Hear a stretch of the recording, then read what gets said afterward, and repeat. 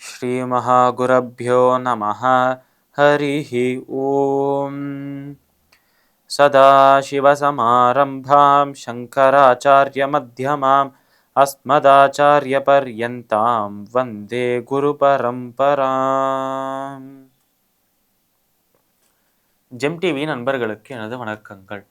இன்றைய நாள் அனைவருக்கும் இனிய நாளாக அமைய எல்லாம் வல்ல இறைவனை வேண்டி இன்றைய மதமும் நம்மதமே நிகழ்ச்சிக்கு செல்வோம்.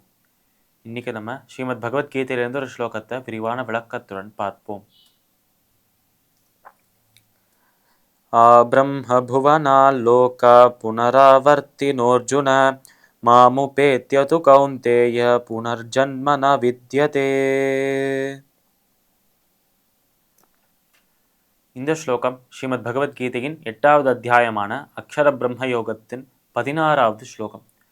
இந்த ஸ்லோகத்தில் இதற்கு முன்பு சொன்ன ஸ்லோகங்களில் நம்ம கிருஷ்ணா சொன்னது, இறுதி காலத்தில் கூட என்னோட திருவடியை என்னை யார் நினைக்கிறானோ, என்னையே யார் சரணமடைகிறானோ அவன் இறந்த பிறகு என்னையே வந்தடைகிறான், என்னையே அடைகிறான், அதாவது மோட்சம் பெறுகிறான் என்று சொல்றார் நம்மளோட கிருஷ்ணன்.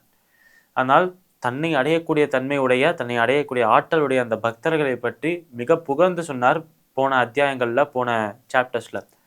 அதனால் அப்பேற்பட்ட ஒரு பக்தன் இறுதி காலத்துல கூட அந்த இறைவனை விடமாட்டார். அப்பேற்பட்ட ஒரு அன்பு, அப்பேற்பட்ட ஒரு பிரீத்தி, அப்பேற்பட்ட ஒரு பக்தி என்று சொல்றார் நம்ம கிருஷ்ணன்.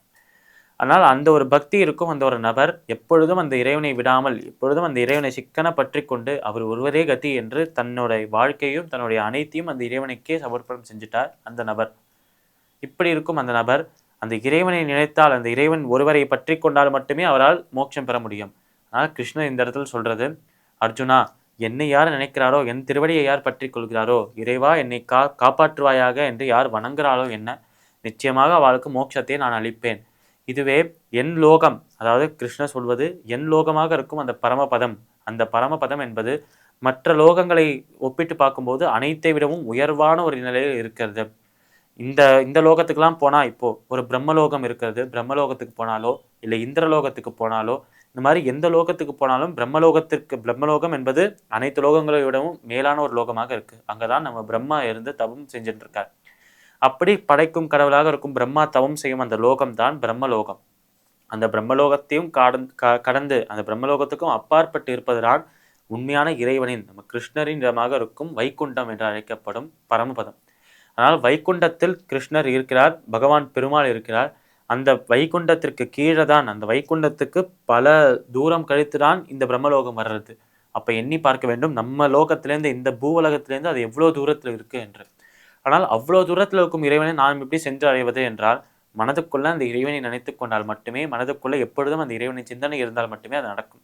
சிறு வயதிலிருந்தே இந்த இறைவனின் கதைகளை கேட்டு, அந்த இறைவனின் அந்த குணங்களை கேட்டு வளரும் குழந்தைகள் இதை மிக சுலபமாக பற்றி கொண்டு அந்த இறைவனின் அந்த ஒரு சிந்தனை அவளுக்கு சிறு வயதிலேயே வர ஆரம்பிச்சிடும். அதனால் அவள் இறந்து போகும் தருணத்தில் அவள் வளர்ந்து பெரிய ஆளாகி தங்களோட கடமைகளை எல்லாம் முடிச்சுட்டு கடைசியில் இறந்து போற அந்த சமயத்தில் கூட அந்த இறைவனின் சிந்தனை அவள் மனதுக்குள்ள இருந்துட்டே இருக்கும். அதனால் இறைவனின் சிந்தனை இருந்தால் மட்டுமே மோட்சம் பெற முடியும் என்று சொன்னார். இதுவே அந்த இறைவனின் லோகமாக கிருஷ்ணர் சொல்வது, என் லோகமாக இருக்கும் வைகுண்டத்துக்கு வந்தா என்றால் பிறப்பு கிடையாது. இந்த துக்கமயமாக இருக்கும் சம்சாரத்தில், துக்கங்களால் நிறைந்திருக்கும் சம்சாரத்தை விட்டு சுகங்கள் சந்தோஷமால் நிறைந்திருக்கும் என் வைகுண்டத்தை வந்து அடைவாய்.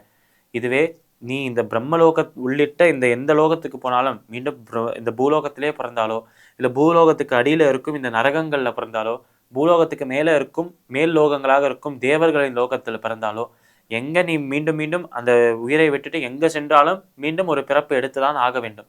ஆனால் என் லோகமாக இருக்கும் வைகுண்டத்துக்கு வந்து விட்டாய் என்றால் நிச்சயமாக நீ இறந்து போன பிறகு உறுதியாக சொல்கிறேன், மீண்டும் உனக்கு பிறப்பே கிடையாது, நீ ஆனந்தமாக இருக்கலாம் என்று சொல்வார் நம்மளோட கிருஷ்ணன்.